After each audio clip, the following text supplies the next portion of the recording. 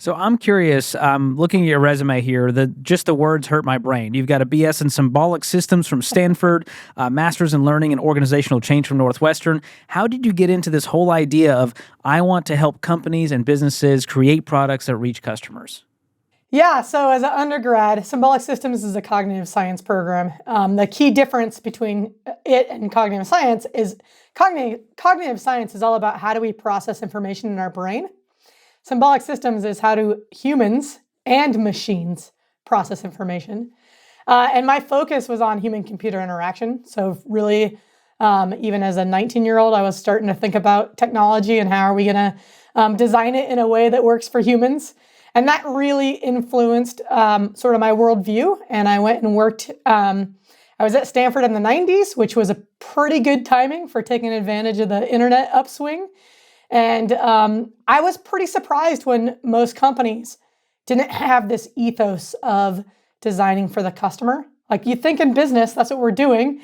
But really, we do a lot of designing for shareholders and for executives. And so I over the course of my kind of full-time employee experience, just saw the same challenges everywhere and really wanted to stop building products in the traditional sense and start focusing on training. And how do we start solving this problem? How do we make sure that teams are spending time on things that customers care about? Wow, that's incredible.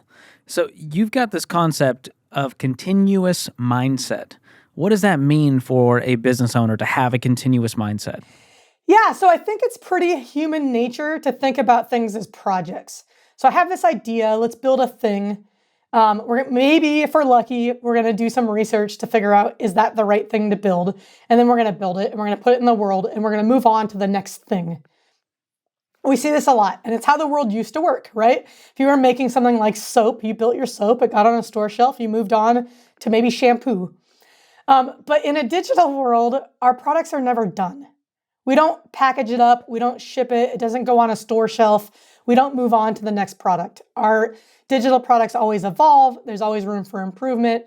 We have the tools and the mechanisms now to get constant feedback, which means we can constantly improve our products.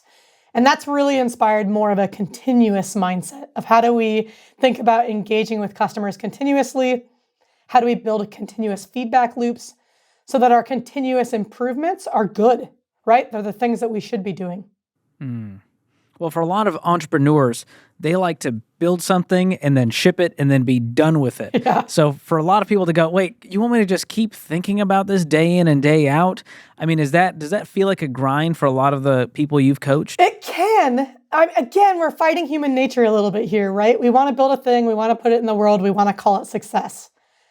What the internet is teaching us, one thing we got with the internet is it's really easy to observe behavior.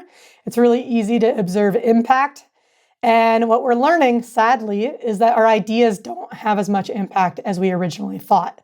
So I like to think about it as like for a lot of business, we flew blind, right? We only had lagging indicators. We could look at our sales numbers, we could look at revenue going up, but we couldn't always get at the why. Like, why are people buying this? What are they using it for? How does it fit in their lives? It was a lot harder to get at that information. Whereas now with the internet, we literally track everything. We can debate about whether that's good or not, but we do literally track everything. And we kind of have this window into what's causing revenue to go up. Why do people buy our products and services? Why do they use them over and over again or not? And we sort of assumed that people used our ideas, our stuff, more often than they actually did. And so even though we probably want to launch something and move on to the next thing because new ideas are shiny, we're learning that if we want to have impact, which I think is the most important thing, can we actually have a positive impact on our customers' lives? We got to stick with it. We got to iterate when we fall short. We got to find ways to improve what we're offering. Yeah. So you mentioned chasing all of these shiny ideas. As leaders, we have those all the time, like we mentioned. How do you start to validate these ideas so that they don't become time wasters that draw you away from having the impact that you want to have and hitting your goals?